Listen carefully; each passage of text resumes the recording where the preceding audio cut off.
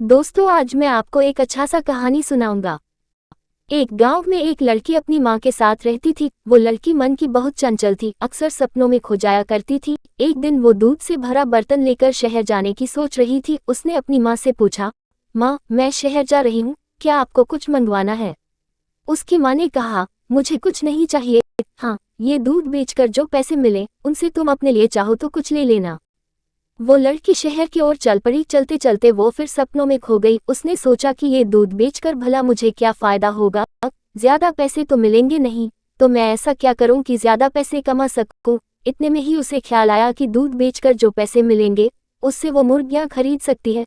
वो फिर सपनों में खो गई। दूध बेचकर मुझे पैसे मिलेंगे तो मैं मुर्गियां खरीद लूंगी। वो मुर्गियां रोज अंडे देंगी। इन अंडों को मैं बाजार में बेचकर काफी पैसे कमा सकती हूँ। उन पैसों से मैं और मुर्गियां खरीदूंगी, फिर उनके चूजे निकलेंगे, उनसे और अंडे मिलेंगे। इस तरह तो मैं खूब पैसा कमाऊंगी। लेकिन फिर इतने पैसों का मैं करूंगी क्या? हाँ, मैं उन पैसों से एक नई ड्रेस और टोपी खरीदूंगी। जब मैं ये ड्रेस और टोपी पहनकर बाहर निकलूंगी तो पूरे शहर के लड़के मुझे ही देखेंगे, सब मुझसे दोस्ती करना चाहेंगे, पास आकर हाय हेलो बोलेंगे। मैं भी इतरा कर उनसे बात करूंगी, बड़ा मजा आएगा।